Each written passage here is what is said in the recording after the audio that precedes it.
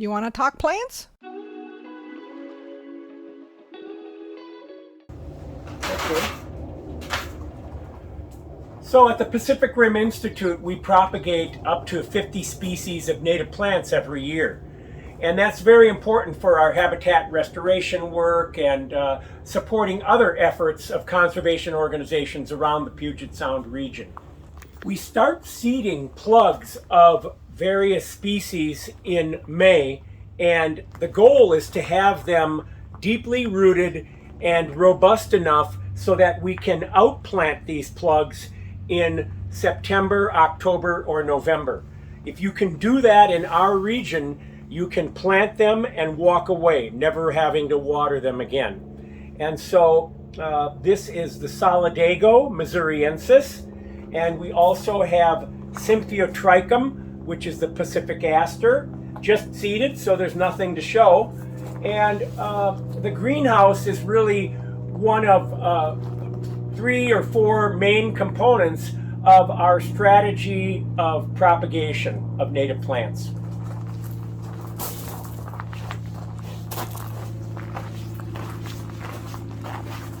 This time of year, as you see, we don't have a lot of plants in the greenhouse, and it's simply because it's getting warmer, and even though we have a shade cloth on the greenhouse, we need to move things into the other very critical part of our propagation plan and program is the shade area.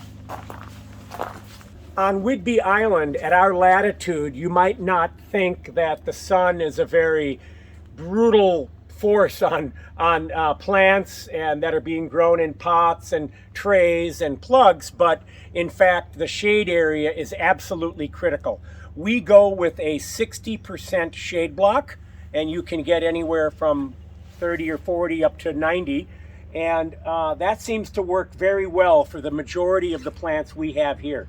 So typically we'll do a lot of seeding. Some plugs that are seeded this time of year, we'll do them right out here in the shade house, and they won't be in the greenhouse. But we have everything from the beautiful shooting stars to the old man's whiskers, Geum triflorum, buttercup, woolly sunflower, irises, beautiful armeria. Here we have some beautiful Aquilegia formosa, the red columbine. Here we're growing golden paintbrush, and we have sourced the seeds from these from 5 different locations through the North Puget Sound. And the reason for that is that we want to help the pollinators, if you will, bring the plants closer together to ensure some of that outcrossing can take place. And the 5 areas of the golden paintbrush will then be brought together in our nursery bed, where we plant them amidst their host plants, which they need. And then we will have them close together for the pollinators, and we can get a good outcrossing and hopefully a robust set of plants that can, and seeds that can go and be used back in these original areas. So the thing about the golden paintbrush is it's a somewhat finicky plant, and it is a hemiparasite. It depends on host plants if it's going to be a long-lived perennial. And so part of that is perhaps the reason why it's on Washington's threatened list, on the endangered species list. And so growing these requires time and patience. You have to seed the plugs in October of one year, and then they'll be ready to outplant into the prairie in the following October. So it requires a year of management and maintenance. So it's not cheap, and it's not easy. Oh, excuse me. Golden paintbrush is actually a very delicious plant if you're a deer. And it's also preferred by rabbits. Mature golden paintbrush survives and thrives for long periods if it can be growing alongside or with one of its host plants. In this case, woolly sunflower, Eriophyllum lanatum. The populations of golden paintbrush on Whidbey Island are mostly in decline. Part of the problem is the fact that pollinators are struggling all over, all types of pollinators and insects in general. And the other thing is that as the population of the golden paintbrush gets smaller and smaller in one area, it's less likely that pollinators will go between these populations that are between 1 and almost 5 miles apart, which certainly is in a range of pollinators, but less likely to randomly hit the various populations as they go. And so the populations are not self-compatible. They need outcrossing to survive. And so the challenge is to collect the seed and grow the plants, which we have done from 5 locations in the North Puget Sound, and then plant them together with host plants in a nursery bed so that they can have that outcrossing that they require. Our goal is to be able to produce seed of this more robust nature that can supply conservation efforts of the National Park Service, other conservation organizations, U.S. Fish and Wildlife Service, our own site, and many others. Here's an example of the golden paintbrush and the red paintbrush and others being hemiparasites. And we plant them oftentimes, certainly out in the field, but also in nursery beds with their host plant. So even at a young age, the roots can go and attach to the roots of the host plant, in this case yarrow, accessing water and nutrients from the host. Part of propagating native plants is always keeping an eye on them and getting to know your plants and actually having a relationship with the plants in the tray or the pot or what have you. And in this case, it's Lilium columbianum, and you top seed the tray. In this case, it's an iris, and we have nodding onions and harvest brodea, camas, death camas, and a whole host of others. And so we propagate some of the bulb species in these larger trays because it's much easier to just sow that and then see what germinates and then propagate them in these trays for about a year, and then we can dig them up and transplant them into larger nursery beds. Iris missouriensis, a beautiful blue flag iris native to the area, is also one that you need a little bit of patience and time with. It's not very difficult to propagate, and you can break the rhizomes up and make essentially clones. But when you start them from seed, it's a multi-year process to get them to the point where you feel like possibly next year they'll bloom. Nodding onions are quite an interesting plant because you can continue to break up these bunches and use the onions in your cooking and your stir fry, what have you. They're quite pungent in a good sense, and so you don't need much, and quite delicious. And you can always have a constant source of these and break the clumps up as they get larger and just move them to different parts of your garden. They create beautiful flowers, drooping head flowers, and the bumblebees just love them.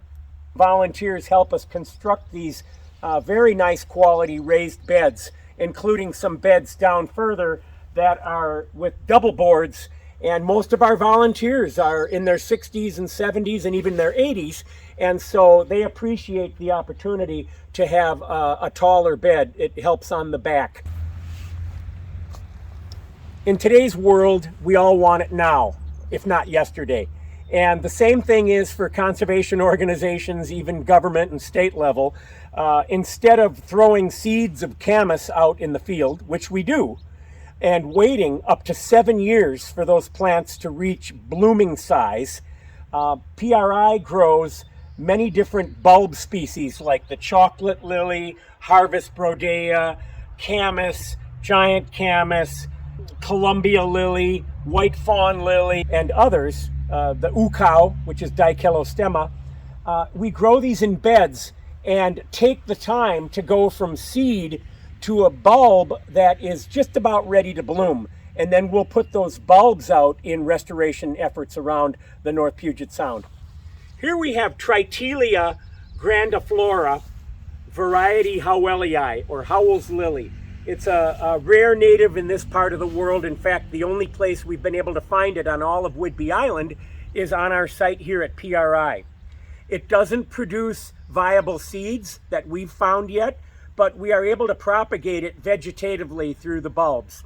And so the goal for a bed is to take those tiny bulbs, BB size and somewhat larger, and grow them in a bed for multiple years so they eventually get to the size that we're quite confident that within 1 year or 2 at the most, they would produce flowering plants. So here you can see some of the plants that are flowering here, and they have these beautiful, yet to open, trumpet-shaped flowers, purple and white, and it's just a gorgeous plant.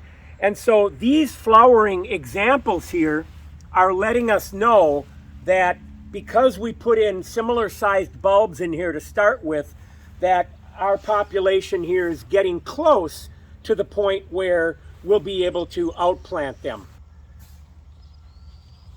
Geum triflorum, or old man's whiskers or prairie smoke, is another plant that's found only on our site in all of Whidbey Island. And the reason it's called prairie smoke or old man's whiskers is that when the plants end up going to seed, they start to create these feather-like structures that will get maybe 1.5 inches long, and they'll be bright white.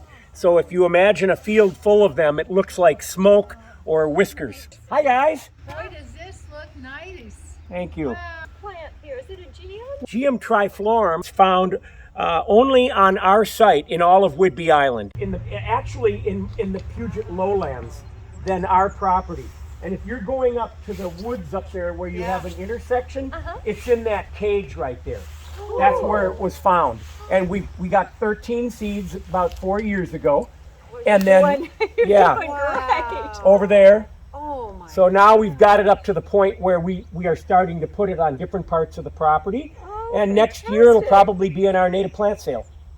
Well, you've got a couple of them over there right now. One of the things that we're doing here at the Pacific Rim Institute is just taking a few species that their northern range is right at about our level or just south of us. And we're growing them in controlled conditions just to see how they do for several years. And so balsam root, Balsamorhiza deltoidea, balsam root is one of those species. If we establish this here, it would be certainly one of the more northern populations in existence in Washington. But right now, these and several other species are just in controlled nursery conditions, and we're just seeing how they do, and then we might outplant them again in controlled conditions, not out in our prairie remnant or in a restoration project. We want to see how they adapt. If our work with balsam root and several other species like Iris tenax show some promise, then at most we would hope that they would be able to contribute to some knowledge of larger scale research groups coming in and doing very long-term, detailed, expensive research about plants adapting and migrating due to climate change or other concerns.